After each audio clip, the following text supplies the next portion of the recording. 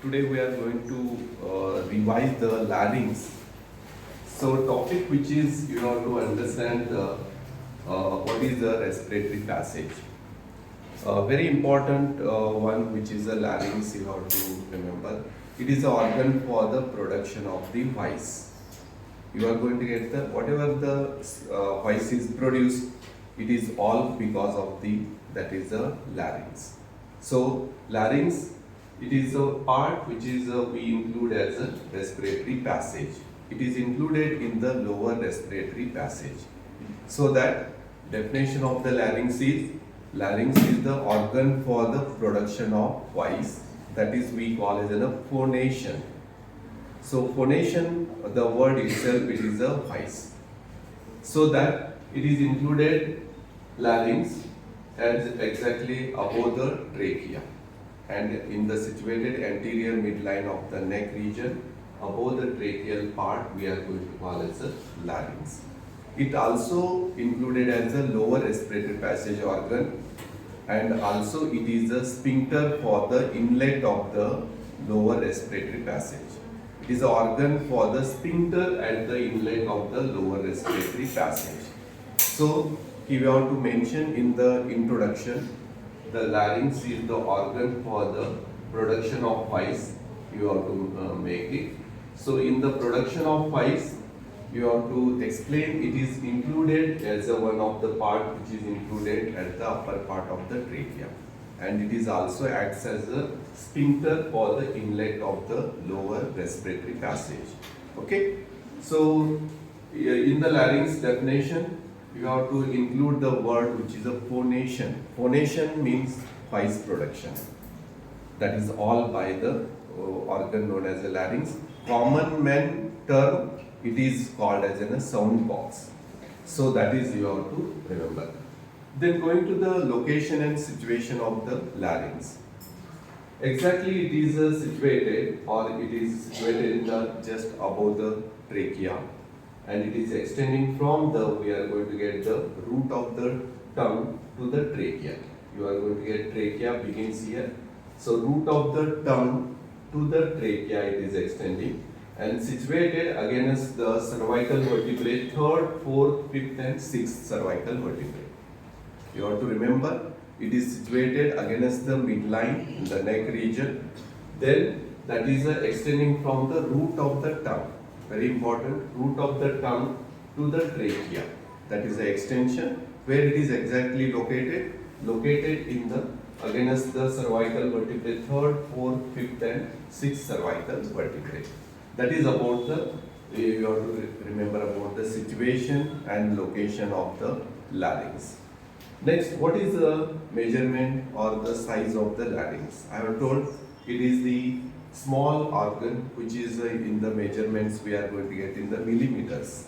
So I have told 36 millimeters in the we are going to get females, 44 millimeters in the males.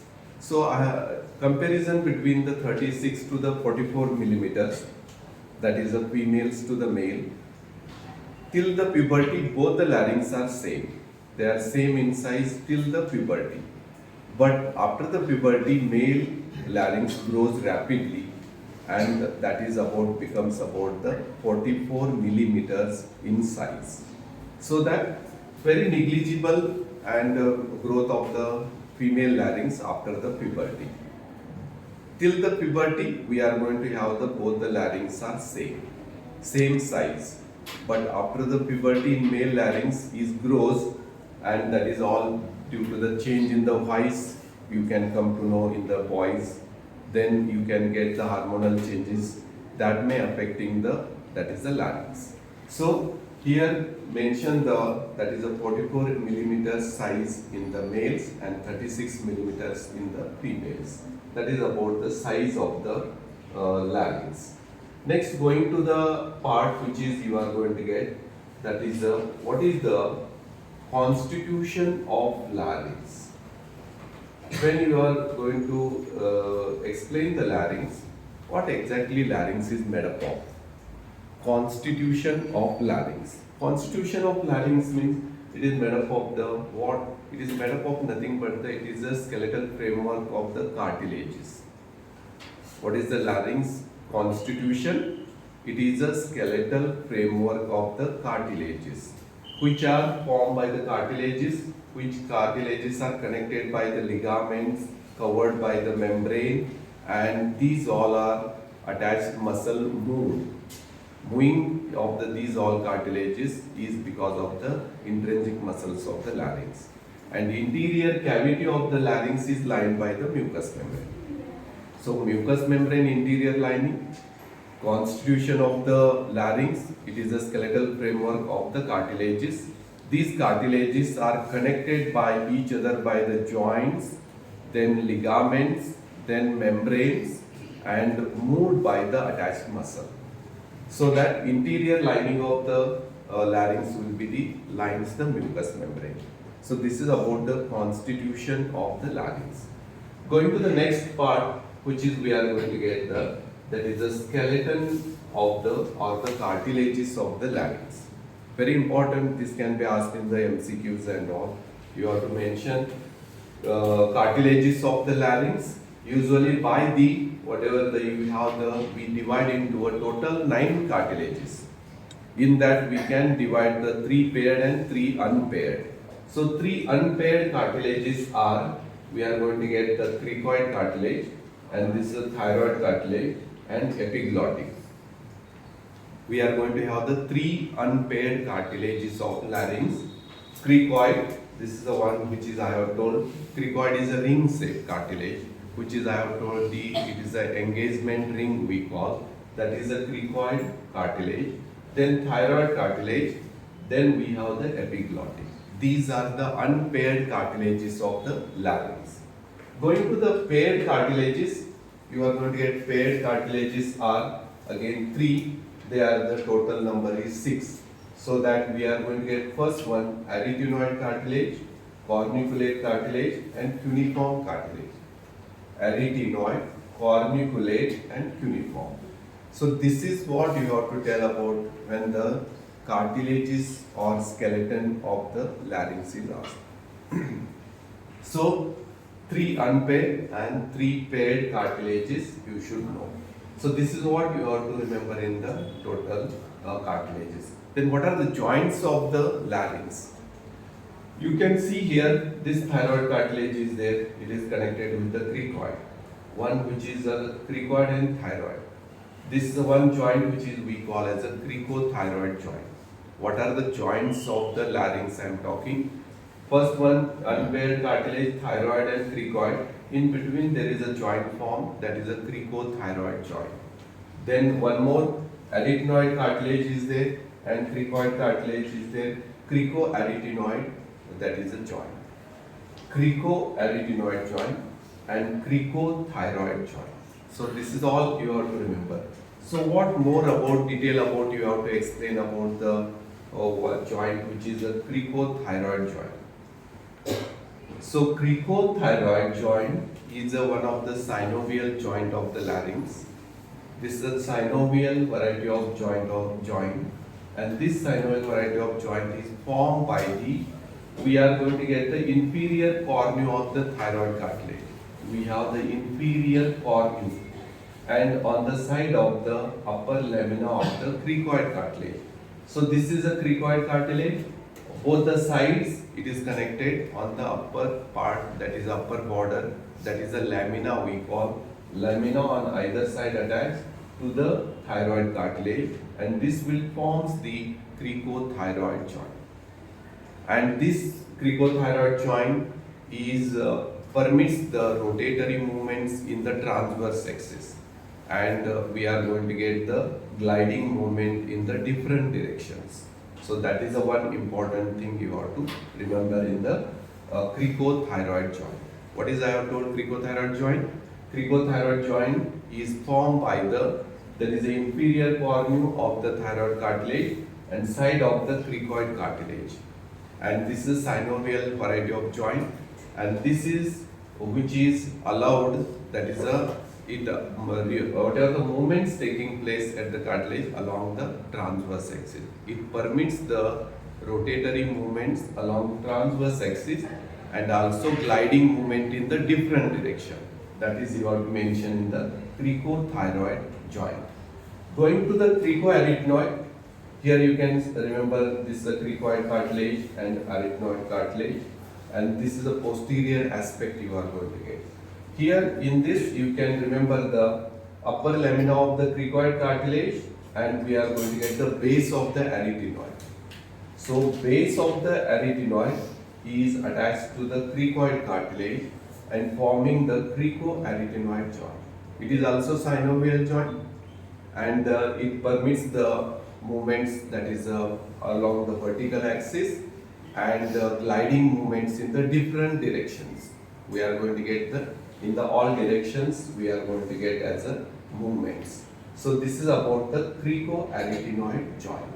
So joints of the larynx, you have to mention the cricothyroid and cricoarytenoid. Sometimes we also joint is that is one we are going to get corniculate and cuneiform. In between this also we are corniculate, that is a cuneiform joint. So major joint you have to explain is cricothyroid and cricoarytenoid. So that is about the all you have to remember. So one model I have shown you in the last time.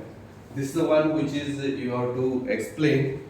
That is cartilages of the larynx, which is you can see. This is the anterior view. This is the one which is a thyroid cartilage. We have the cricoid cartilage, epiglottic. So this is the hyoid cone. So epiglottic, thyroid cartilage and cricoid cartilage. These below you get the continuation of that is a trachea. When you go to the posteriorly, you get the epiglottic, then cavity of the larynx, and these are the vocal cords. Vocal cords, they open and close according to the stretching and opening, closing, that all according to that the voice is produced. So here you have to remember about the vocal cords, cavity of larynx, below it will be continuous as a trachea you can see, then cavity, epiglottic you can see. So this is the one which is you have to model, remember about the explanation of the cavity and the cartilages of the larynx. So this is the one which is model you have to remember. So after this we are going to explain what are the intrinsic muscles of the larynx. So you have to mention what are the muscles which we are going to study. So in this you come across all the cartilages, then you have to very easily remembering all cartilages, you can very easily remember the origin insertion of the intrinsic muscle. So larynx, which is you have to remember, there are 9 intrinsic muscles of larynx. These intrinsic muscles of larynx, which we are going to call as a cricothyroid, then posterior cricoarytenoid, lateral cricoarytenoid, transverse arytenoid, oblique arytenoid, thyroarytenoid, eriepiglotticus, focalis, and thyroepiglotticus. So these all will be the 9 muscles. Cricothyroid, posterior cricoarytenoid. Name itself gives you the origin insertion. If you remember the cricoid, thyroid, and all the pairs and unpaired cartilages of the larynx, then you can very easily understand the origin insertion of these muscles. So cricothyroid, posterior cricoarytenoid, lateral cricoarytenoid, transverse arytenoid, oblique arytenoid, eriepiglotticus, thyroarytenoid, focalis, thyroepiglotticus. These are the things which is you have to remember about the that is the muscles of the larynx, intrinsic muscles of the larynx. So here you can see this is a thyroid cartilage, lateral view of the thyroid, and this is a cricoid cartilage. First muscle which is we are going to call as a cricothyroid. So this is the one muscle which is intrinsic muscle of larynx, which lies externally in the larynx, externally. So that it is a muscle which is intrinsic muscle, but it is lying externally. That is we call as a cricothyroid muscle, and this is sometimes we call as extrinsic muscle of the larynx. So here origin of cricothyroid, first muscle, origin, how to remember, this originates from the lower border of the, that is a cricoid cartilage, and lateral surface of the cricoid cartilage, and fibers runs upwards backwards and inserted into the inferior cornua of the thyroid cartilage. This is what you call as a superior cornu, and this is the one which is the inferior cornua of the thyroid cartilage. So origin of cricothyroid, cricoid to the thyroid cartilage. How it is takes origin? It taking origin at the lower border of the cricoid cartilage and lateral surface of the cricoid cartilage. Fibers runs upwards and backwards, inserted at the inferior cornua of the, that is a thyroid cartilage. That is the first muscle which is you have to remember. Then going to the posterior cricoarytenoid. When you go to the posterior cricoarytenoid, this muscle which is we call as a posterior cricoarytenoid. So this is a posterior aspect of the cricoid cartilage. So origin of the posterior cricoarytenoid from the posterior surface of the cricoid cartilage. Fibers runs upwards laterally, inserted at the muscular process of the arytenoid cartilage. Here this is the arytenoid cartilage. Here we have the muscular process, and above it is consisting the apex. Apex of the arytenoid cartilage, and we have the muscular process of the arytenoid cartilage. So what is the origin of the posterior cricoarytenoid? It originates from the posterior surface of the lamina of the cricoid cartilage. Fibers runs upwards and laterally. They are inserted into the muscular process of the arytenoid cartilage. Okay, that is the second. Then going to the third muscle, which is we call as a lateral cricoarytenoid. So you are going to get the lateral cricoarytenoid, which is you have to mention. This is arising from the upper border of the cricoid cartilage. It is a lamina and upper border of the cricoid cartilage. Fibers runs upward, and we are going to get the insertion at the anterolateral surface of the arytenoid cartilage. Anterolateral we are going to get, or the you get the here muscular process.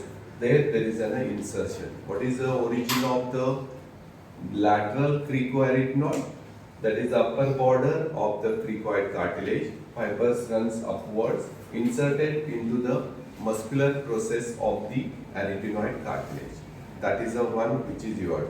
So we have studied the cricothyroid, posterior cricoarytenoid, lateral cricoarytenoid. Then going to the next muscle, which is we are going to get, that is a transverse arytenoid. We are going to get the transverse. Almost all we have the muscles, intrinsic muscle 2, but this is the one transverse arytenoid muscle is the only single muscle. Otherwise, right and left side both 2 we are going to get. But transverse arytenoid is the only single muscle, which is we are going to get in the larynx. So what is a transverse arytenoid? These are the fibers. Transverse arytenoid runs transversely. Where it is originating from the posterior surface of the arytenoid, posterior surface of the arytenoid 1 cartilage, and inserting at the opposite arytenoid cartilage. And these fibers runs transversely, so it is named as a transverse arytenoid. What is the origin I have told?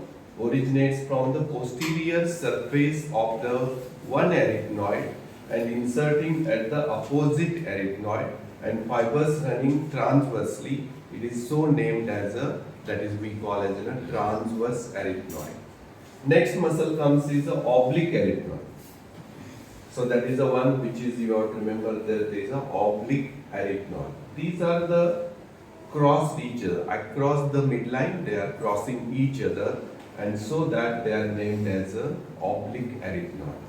Originating from the muscular process of one arytenoid and inserting at the apex of the opposite arytenoid. You have to remember, originates, that is the oblique arytenoid, originate from the muscular process of the one arytenoid runs fibers to the apex of the opposite arytenoid cartilage, so that they are crossed at the midline, crossing each other midline, and they are making the oblique arytenoid muscle. So this is about the oblique arytenoid. The next muscle comes about the aryepiglotticus.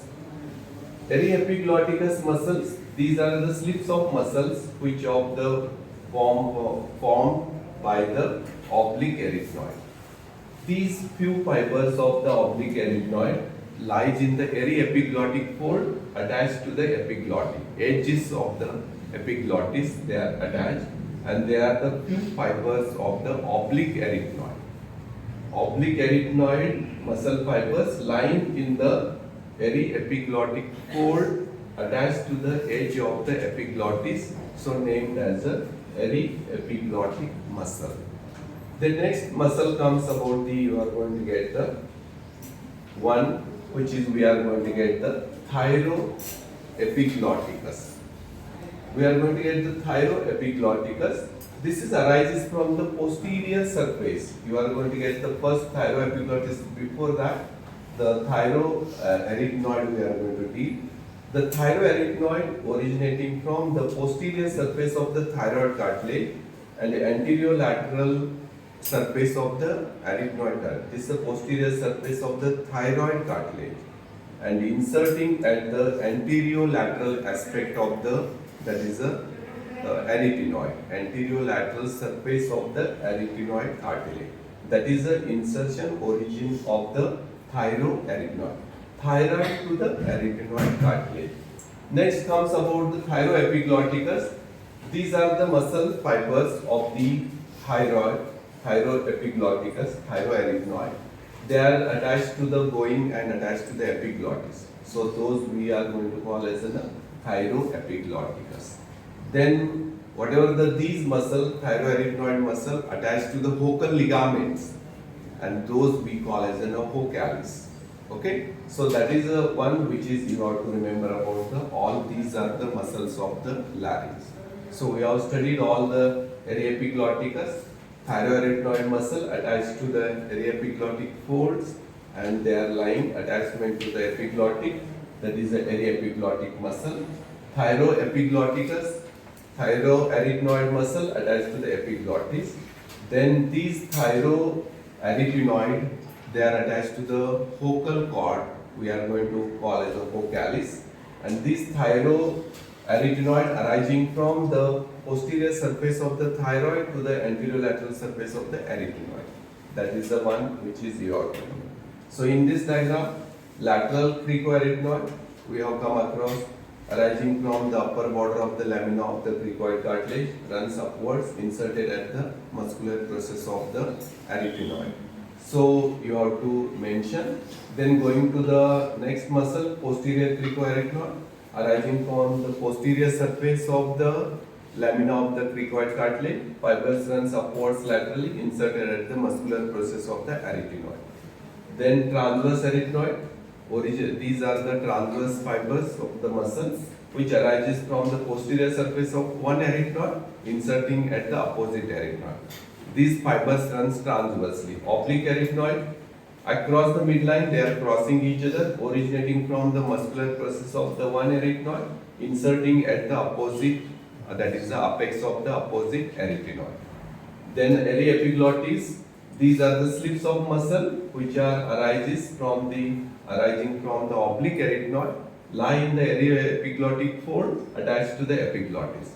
That is all about the, you have to mention about the intrinsic muscles of the larynx.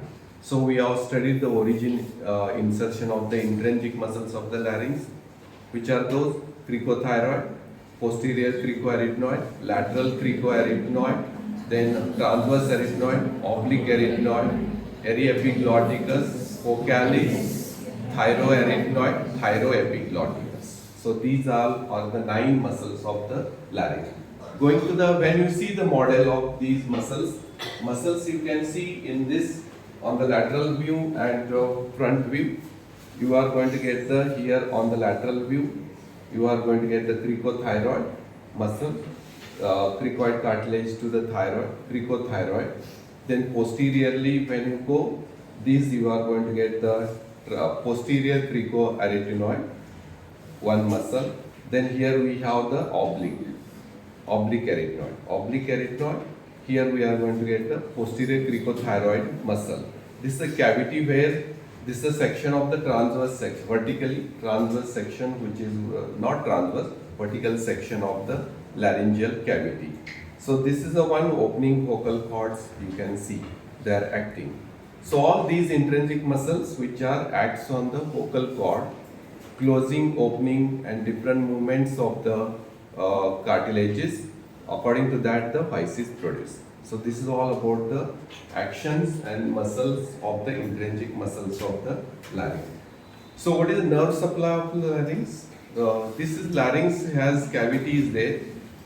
This almost all the larynx is supplied by the muscles. Totally they are supplied by the recurrent laryngeal nerve. All muscles. When you take the all muscles which are you are going to get, these all muscles are supplied by the recurrent laryngeal nerves except cricothyroid.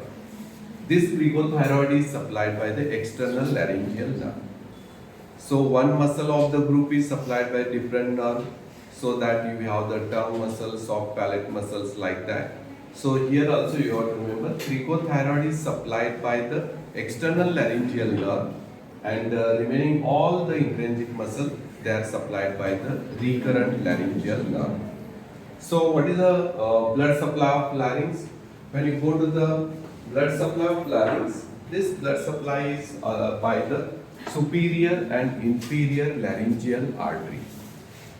So we have the how the thyroid is having the superior thyroid, inferior thyroid.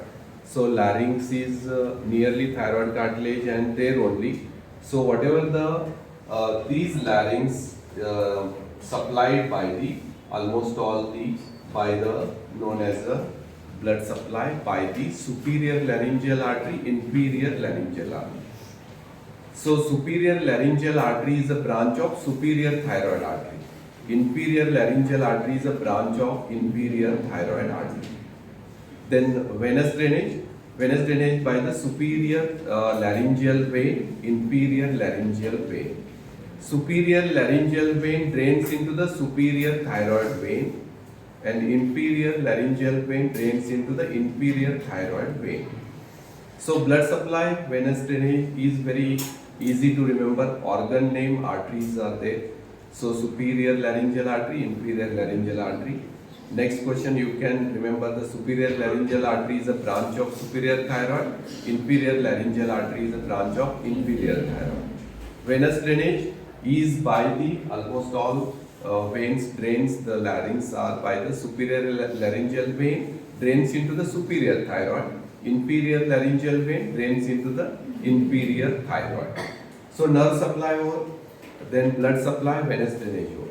What is the lymphatic drainage of the larynx? So lymphatic is also by the pre-laryngeal group of lymph nodes.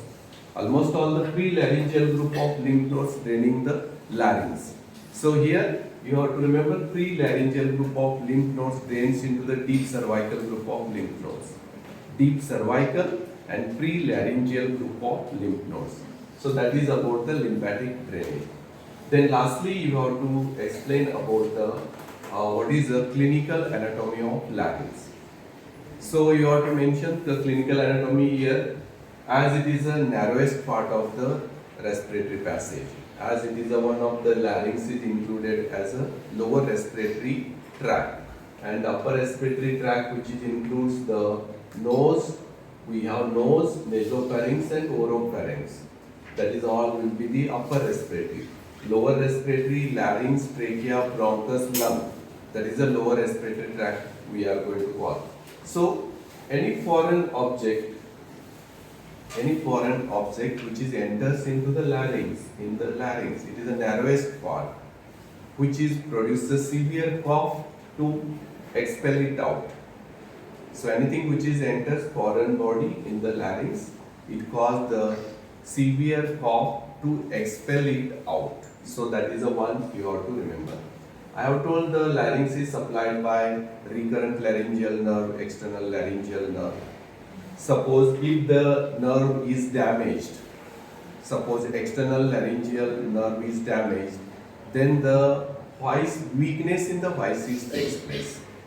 So external laryngeal nerve damages, it causes the weakness in the voice. If both the recurrent laryngeal nerve are damaged, then there is a total loss of voice. Both the recurrent laryngeal nerve damages, it causes the total loss of voice, and the external laryngeal nerve is damaged, it can cause the weakness in the voice. So that is very important, because when the recurrent laryngeal nerve damages, the vocal cords remains in the cadaveric position. Then there is no voice is produced. So that is a total loss of voice due to the damage to the recurrent laryngeal nerve. So weakness, it is weakness of the voice due to the damage to the external laryngeal nerve. Also it causes the anesthesia of the supraglottic area in the larynx. That is anesthesia of the any nerve damage. It may cause the loss of sensation, anesthesia of the laryngeal mucous membrane. Then next we want to visualize the interior of the larynx. We use the instrument known as a laryngoscope. Laryngoscope is the instrument we are going to use. And visualize the procedure of visualizing the larynx, laryngoscopy we call. So laryngoscope is instrument to visualize the interior of the larynx, that is we call as a laryngoscope. So procedure which is we are going to do with the laryngoscope to see or visualize the interior of the larynx, that is we call as a laryngoscopy. That is one we are doing. Inflammation of larynx causes we call as a laryngitis. Inflammation of the larynx called as a laryngitis. Symptoms of laryngitis is a weakness in the voice, loss of voice or the hoarseness of voice. All that will be, that is relates to applied anatomy of the larynx. So next you have to remember about laryngeal edema. So laryngeal edema is commonly occurs due to the drug reaction, anaphylaxis. Person dies because due to the edema of the larynx. Sudden edema of the larynx caused in the anaphylactic shock or drug reactions because of the edema of the larynx causing the breathing stops. So no person or patient cannot breathe because this airway passage 36 millimeters organ, if swells, then it is causing the blockage. So that you can get there is a total airway is blocked in this laryngeal edema in the condition known as a drug reactions we are going to get. So these all are the clinical anatomy of the larynx. So clinical anatomy of the larynx you have to remember. First one, any foreign object enters into the larynx, it causes the severe cough to expel it out. Second one, external laryngeal nerve damages, it causes the weakness in the voice. Recurrent laryngeal nerve, both are damaged, it is causing the total loss of voice. Then you may have the even anesthesia at the mucous membrane of the larynx, any nerve is damaged. Then next you have to visualize the inflammation of the larynx, laryngitis we call. Then you have to explain the laryngoscope instrument, that is visualize the larynx interior, and procedure which is we are going to see the interior, that is a laryngoscopy. Then lastly you have to remember about the laryngeal edema, that is in the drug reaction, anaphylactic shock, the person has suddenly developed the laryngeal edema, he may die because of the total blockage of the airway. So larynx is sphincter for the inlet of the lower respiratory passage, and it is an organ for the lower respiratory passage, and it is a very 36 to 44 millimeters size. So that edema occurs means it is easily closing the airway blocked. So this is all about the larynx. So that we have covered what is the definition of the larynx. Then I have told what is the location of the larynx. Then what is the size of the larynx in male and female. Then I have covered the constitution of the larynx. then cartilages or the skeleton of the larynx. Total 9 skeleton, that is 9 cartilages we are going to get in the skeleton of the larynx. Then joints of the larynx, all 9 intrinsic muscles of the larynx. What is the nerve supply of the larynx? Then muscles, intrinsic muscles, nerve supply. Then blood supply, venous drainage, lymphatic drainage of the larynx. Then lastly, I have covered the clinical anatomy of larynx. So this is all about the one topic which is I have revised, and you have to practice these two diagrams, which is explains all the cartilages of the larynx. So this is about the today's my lecture, that is the larynx.